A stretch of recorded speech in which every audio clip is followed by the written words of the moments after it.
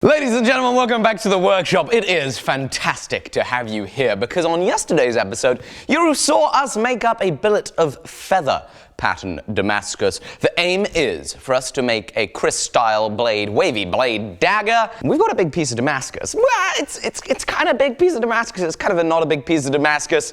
And we have an option. We might split it down the middle and be able to make two things from the feather, or we draw it out and we make something longer. What I think the first thing that we need to do today, episode 2 of this project, is actually work out what we're making. So I'm going to do a little bit of design. And let's work out what size we want the blade, and then we can work from there, deciding whether we draw this whole thing out or whether we split it in half and make a smaller thing, and then maybe another day make something else out of the rest of the feather.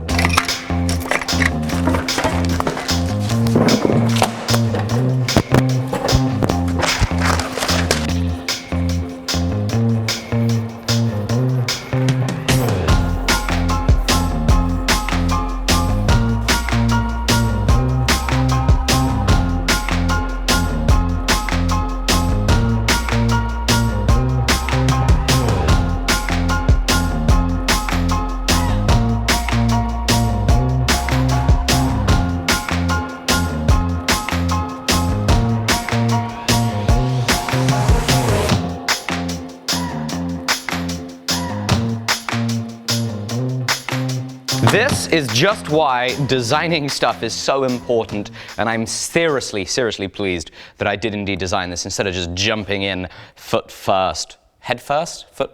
I don't know. Anyway, because we start with a design that's, you know, it's a blade. We then put a guard in there, slotted guard, and then, you know, maybe a butt cap with a pommel, something like that, you know. And then we go on to this design. Oh, I remember maybe a ricasso is a good idea. So we make sure that we got a ricasso, then we can reference off this flat spot here, and, you know, have a think about proportion a little bit. And then we go to this one, where I realize that I actually need a wider blade than the ricasso, so that it can stay sharp and it'll look much nicer as it sweeps out as it starts the curve, as opposed to starting just like this. And then, as I draw the handle, I think to myself, well, golly, Alec, you've said before to yourself that you want to try a keyhole integral. Why not have a think about that? So I think about keyhole integrals, I think about the width I want for the guard, I draw a handle to scale, I have a think about the size of the thing, I break out some MDF, and with some working lines, some layout lines to use as a reference for the straightness of the thing, we sketch a full-scale drawing of the blade, including the integral area. I may change that design of the particular integral, but the idea here is 120 millimeter long handle, 80 millimeter wide guard, 30 millimeters of ricasso, the blade 25 millimeters wide, the blade starts 30 millimeters wide and tapers down all the way to the point with 4 divided sections for the curves, and then another curve happening at the halfway point of the last. That is a KRIS. Well, not really a KRIS, it's a KRIS type thing. You know, I'm not exactly sure what the correct terminology of things are, and I tend to get it wrong anyway, even if I do think I'm sure.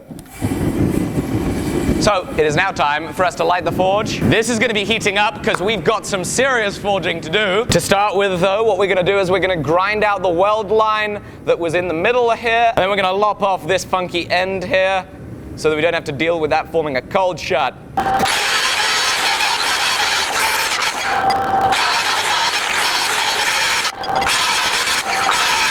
Right, so now what we're going to do is we're going to do another test etch, make sure there's no more weld in there. So I'll neutralize the acid, and it looks like there are still a few little weld bits to grind out, so I'm going to quickly go run and do that. Imagine me just using a grinder for a few seconds. Right, let's have another look. Great, all the welds out of there. Let's lop off the end. I don't know why I dipped it again. We're going to lop off the end in the bandsaw and go to the forge.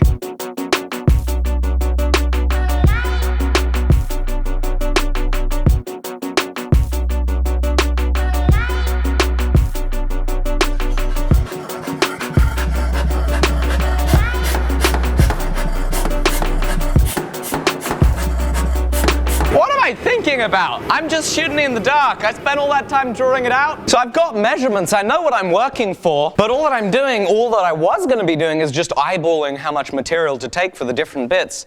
Whereas I could just use Fusion and design the thing and know exactly how much I need. So what I'm going to do is I'm going to draw out the full length of the blade without a bend large enough that I can account for then grinding it. Still haven't worked out if I'm going to forge or grind bevels yet. Still not sure. Ooh, that's a tough question actually. I'll think about that later. For now, however, I'm going to work out how much material I would need without forging bevels, leaving enough for grinding by drawing this thing in here, then doing a little volume calculation.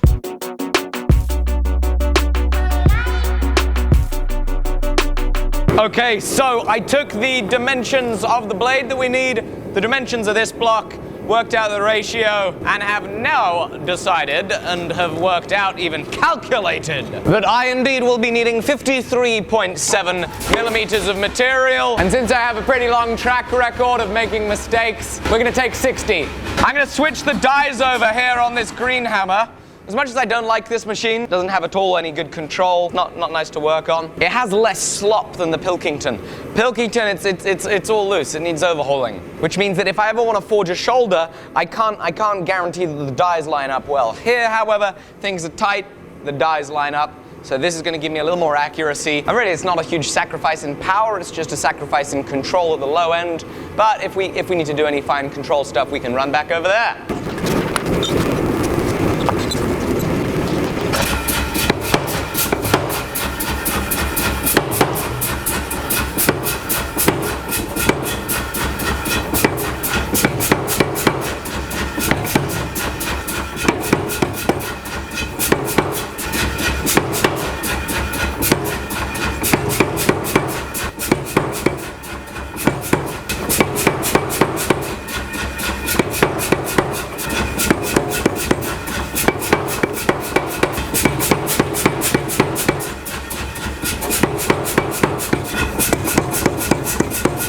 One of my big concerns right now is that I'm not going to get this pattern central. Got to be central, otherwise it's really not going to look good. So this is making me quite nervous.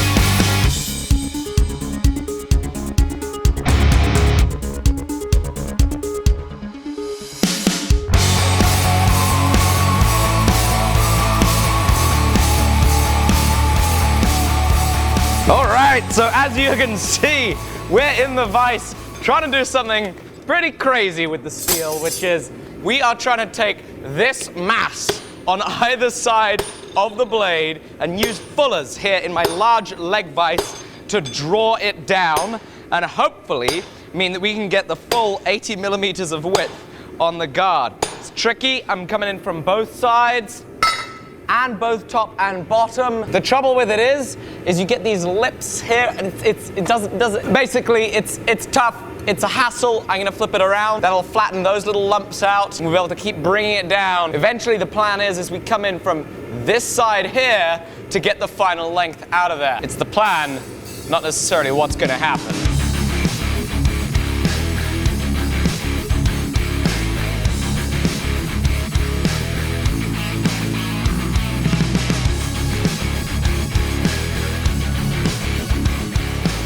Okie dokie, so we have the guard material roughed out. It's isolated and ready to be drawn out, but before I draw that out, I want us to get more of this blade forged. It seems to make more sense to me to get this blade ready before we touch that up, since touching this up then means it's difficult to get the blade ready. Make any sense? Anyway, that's what we're gonna be doing. So, into the forge we go, back for some more blade forging, blade forging.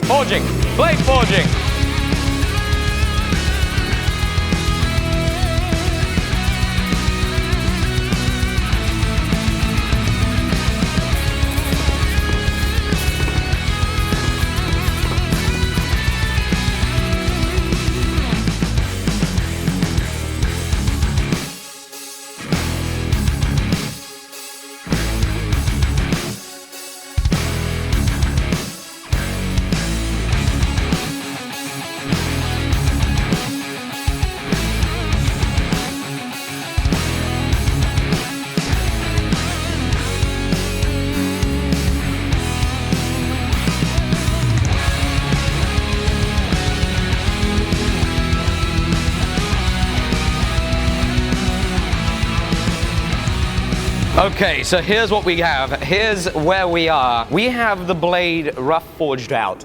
It's thick, right? It's 8 millimeters thick, which is much thicker than it'll end up being. It's about 5/16 of an inch. We want it thick, and we want it wider than we want it so that we have material to play with when it comes to centering the blade to the pattern. Hopefully, the pattern is just about central, and we can then grind it to be more in the center. We'll see. There might be an issue with it. It might have ended up going off course, which is just going to be a case of me not forging square enough to keep the pattern central. Hopefully, it's as central as possible. And it then means that we have leeway in grinding the blade central to our bolster. Speaking of which, our integral guard is still roughed out. We got plenty of material there to play with.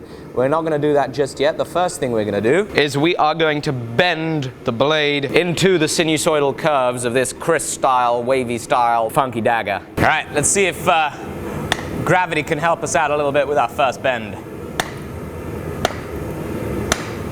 So just by dropping it, using its own inertia, that's seeming to put the bend actually about smack bang on where we need it.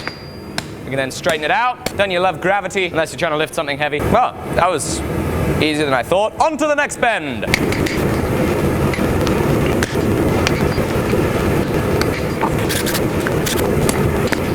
All right, so now what I'm going to do is we're going to come over here and we're going to check it. So we're long, very long. This curve is happening too late. That curve needs to happen about 1.5 inches sooner, 1.5 inches sooner, 1.5 inches sooner. So all these curves need to start a little earlier. So I'm going to come in here, small part of the horn, and round side of the hammer, push that over a little more. In turn, come in here, push it over here a little more, give her a little bit of a straighten.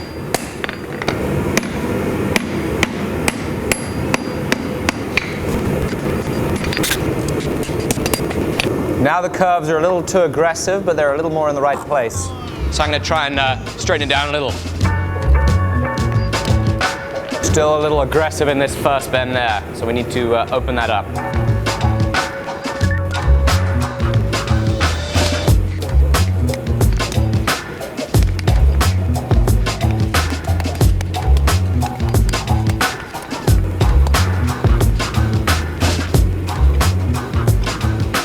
Okie dokie. Straighten the last little bit there in the vise.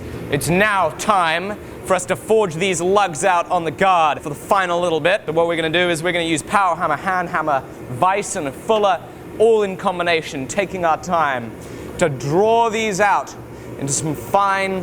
I'm going to aim for 85 millimeter wide, so we have leeway either side, some fine little guard lugs. I have no idea. I don't know the names of stuff. I never know the names of stuff. Anyway, what I am going to do is we're going to go in the hot and we're going to give it the smash smash.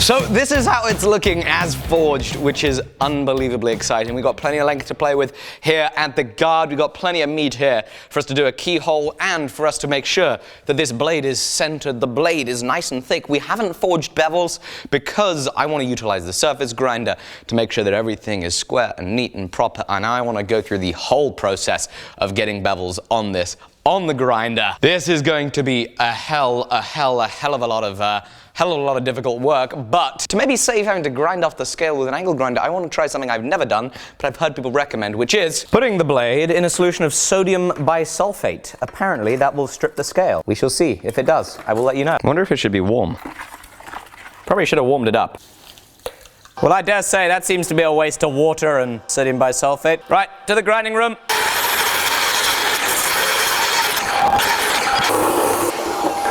We've got the scale ground off of this bad boy. What we're going to do is we are going to come here to the surface grinder. We're going to find the flattest surface. We will lock that down and we're going to grind a flat reference surface here, flip it over, do the same on the other side, and then grind this to then be in the middle of this. But first, I'm going to take a diamond and we're going to true up the wheel, then we'll do that.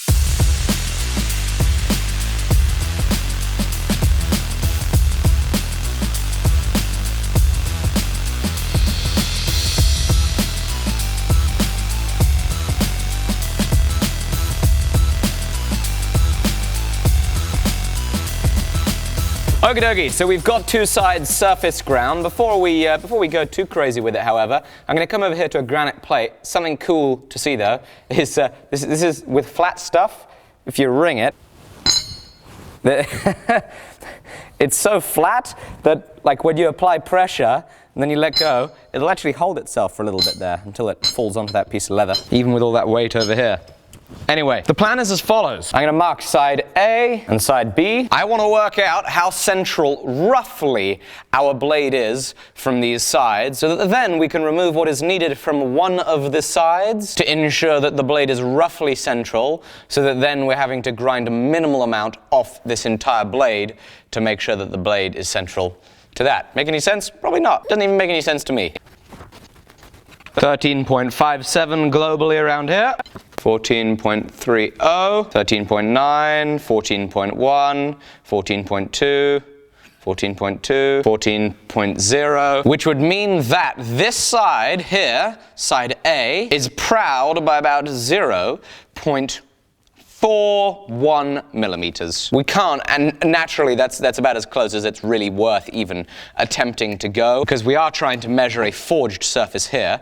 So what I'm going to do is we're going to go to the surface grinder. I'm going to take 0.4 millimeters off this. This should establish this as globally being central, so that then referencing these surfaces we can then center this. Yeah, that really doesn't even make sense to me.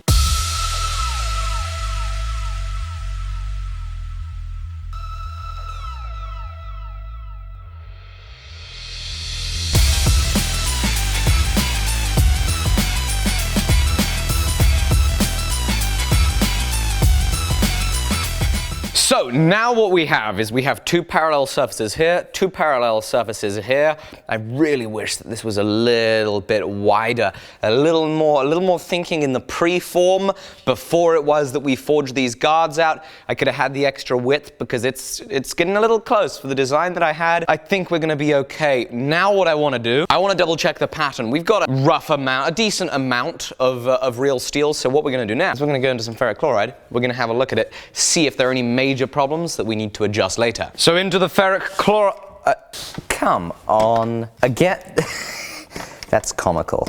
That's really, really funny. Well, doesn't look like we're going to be able to see the feather up here. I was able to flip it around and etch the back side here. Look how beautiful that feather looks on the part that we're going to be cutting off. So we're going to be able to make something really beautiful out of this side of it. Our keyhole is going to be cut in here, and I think it's just going to look fabulous. Look at how this flows into our guard. This is why forging is so awesome. That pattern looks amazing. Then as we come up here, it's tough to see it properly, but you can see the W's just kind of peeking through there. And basically what I'm trying to see is I'm trying to see if it's centered. What I see is here, it's actually a little biased down to the left, comes around, still a little biased to the left, which means that taking a little bit of material off the right-hand side here, I think would be good. You know, if it's something that's at all possible. I'm going to follow that center line with a Sharpie, just so that we can really take note of where it is. It looks beautiful here at the tip as it crunches down. Flip it over, center line. Oh, it looks really good at this side though, which means that the pattern's kind of, a little over that way. So the fact that there's a slight difference in how the pattern is sat means that at some point in the forging, I got our square rhombused slightly, tipped the pattern over, so it's square in one side, not square in the other. Really though, that's phenomenally centered in the grand scheme of things, so I'm happy with that, and we can really work with it without too much issue. Again, look at how beautiful that feather pattern is. Feather pattern Damascus, I'll be doing that again. That's for sure. So the pattern is looking Awesome. What a fun pattern to be trying. This itself is looking rather awesome itself. A beautiful integral guard that we're going to be able to shape with the grinder, and making a keyhole is going to be a total blast, so make sure that you subscribe so you can stay up to date with this series. And of course, if you're watching in the future, the follow-up to this is just going to be probably down right there. Thank you very much for watching this episode. I sincerely hope that you head on over to alecsteelshop.com to get yourself some fabulous merchandise, heating and beating, a whatchamawatsit shirt, a thingamadoo, thingamawatsit, you know, the thingamadoo. And of course, the Need a Tool, Make a Tool shirt, as well as all sorts of wonderful phone cases. I'd be thrilled if you did that. It's a fabulous way to support the channel and a great way to get yourself some awesome merchandise to wear in the shop. Thank you so much for watching. It's been a total pleasure. Be sure to hit that subscribe button, and I'm going to see you tomorrow on the next episode.